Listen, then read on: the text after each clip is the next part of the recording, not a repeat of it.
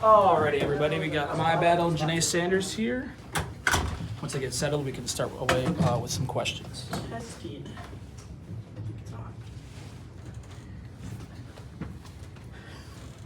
Questions? Well, what was Ohio State doing in the half court that made it, that caused all those turnovers? Yeah, like on defense. I think they play the gaps really well. They're a really solid team.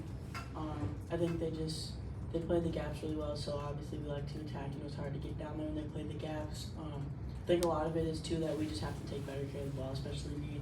A lot of the turnovers were unfortunate. It was just me making mistakes I shouldn't be making.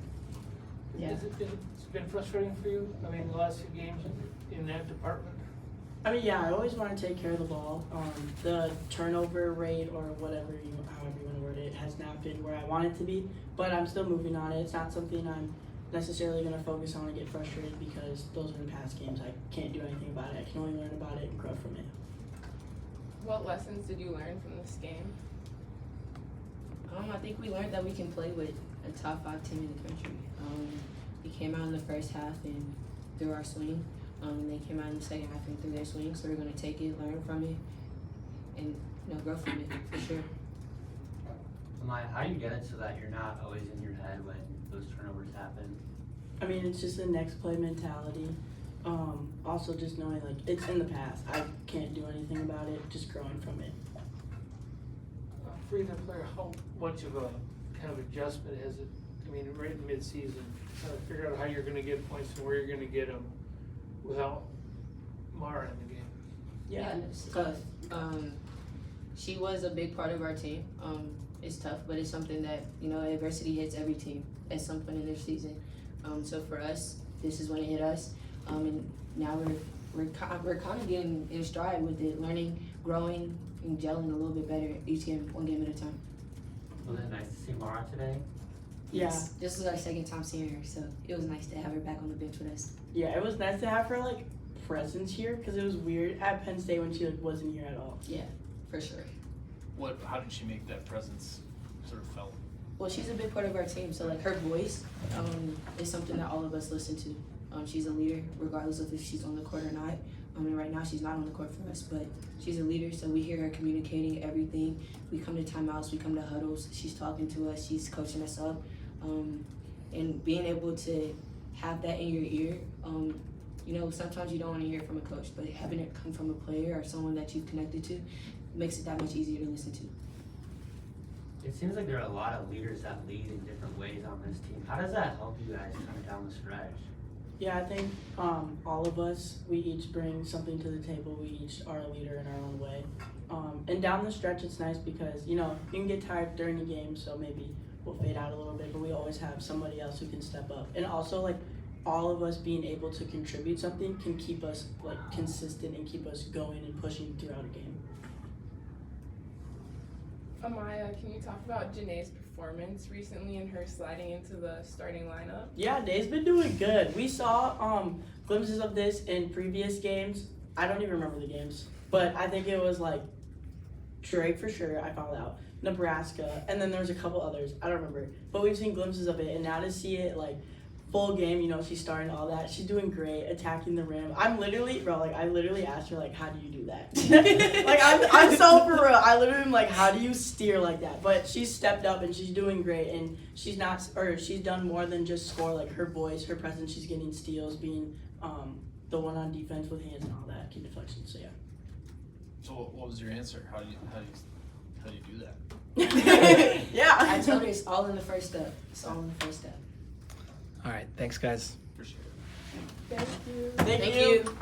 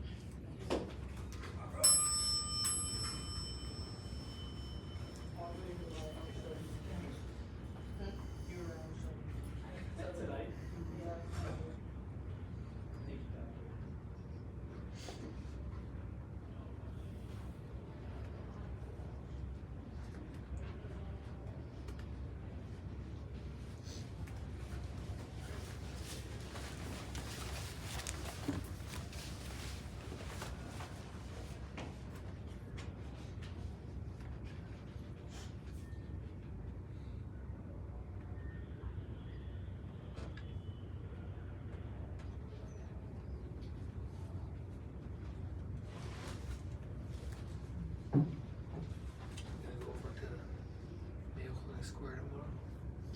Yeah, I think I'll go.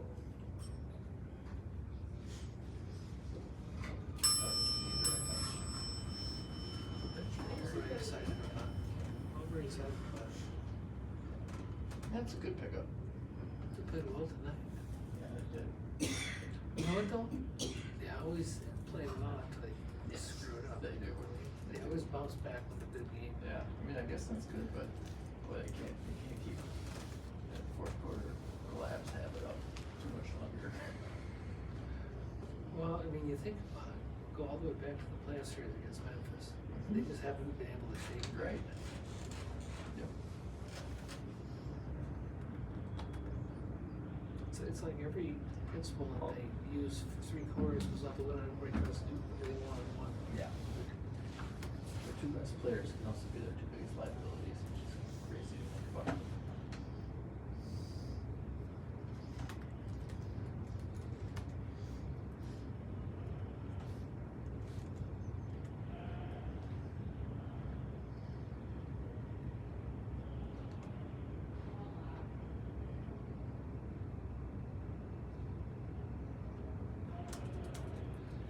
I looked at the score and I thought, the Cooper must not have played. But he played. Yeah. They beat Yeah. the heck out of I him. know. Although the Bucks have kind of struggled since the Yeah. coach. Yeah. I wonder how many, I mean, professional coaches in any sport have been Fired with fired that with a winning percentage. I know. 60% winning percentage. I know. That was an odd one to me, but.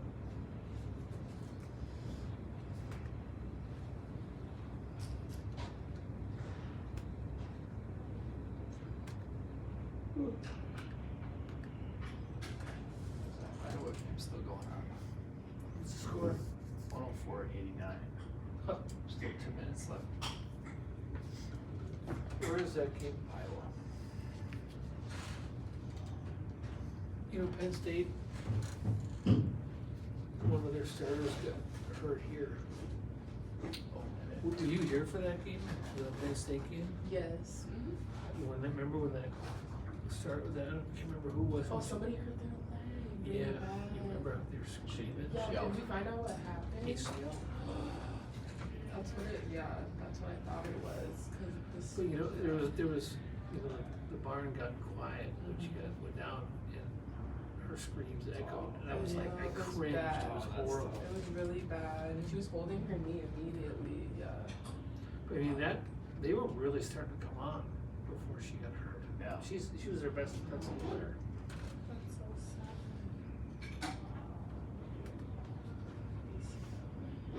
There's so few teams in college basketball now that can really withstand a significant injury, you know?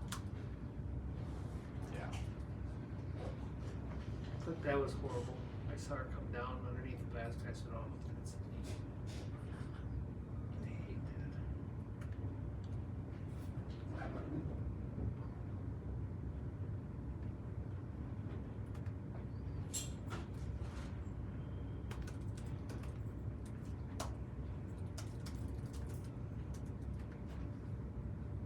I saw a stat somewhere that said that if you play 4 full years of Division I basketball, if a woman plays 4 years of Division I basketball, they have a 30% chance of an ACL injury. That's Hello, everyone. We got Coach Blitzway here. We'll start with an opening statement, and then we'll fire away with questions. That was Ohio State's really, really good, and I thought we gave ourselves chances to compete, obviously in the first half. We did a decent job of attacking kind of early, and played a really bad third quarter of basketball, really bad. And it was really caused by how bad we were offensively. And I mean, what we talked about, ironically, going into the game is that you have to predetermine when things don't go your way, how you're going to respond to that. And we were really referring kind of to their press, because they press people and they turn people over, and then it seems like all of a sudden within 60 seconds, they've gone on an 8-0 run in turnovers, and they're really good at doing that. So our point of emphasis going into the game is that you can't predetermine where you're going to pass to. All 5 players have to be engaged, and you can't predetermine where you're going to pass the ball. You have to make basic, simple fundamental basketball reads. Unfortunately, we did not do that in half court, and we started the third quarter with a myriad of bad turnovers. I think it started with, we got a layup to start the quarter, missed it, got an offensive rebound, drove it in, got the ball knocked out of our hands. The next possession, and they hit a 3, and so it grows a little bit. Next possession, we turned it over, passing into the post, whether it was a bad pass, a bad catch, whatever it was, we turned it over on that. Then we get a moving screen on the next. So what we talked about didn't carry over into a half court. Then we get a 3-second call. Then all of a sudden, at that point in time, it's still within reach, but we didn't do a good job of understanding that you can't let them get score opportunities, and that's easier said than done. You know, Cody Manning got some offensive rebounds down that stretch. At times we did a decent job. They made some shots around the rim that weren't necessarily easy shots. You know, but then there was a kick ball that didn't get, there was a kick ball that was called, there was a kick ball that wasn't called. They didn't score off of that one though.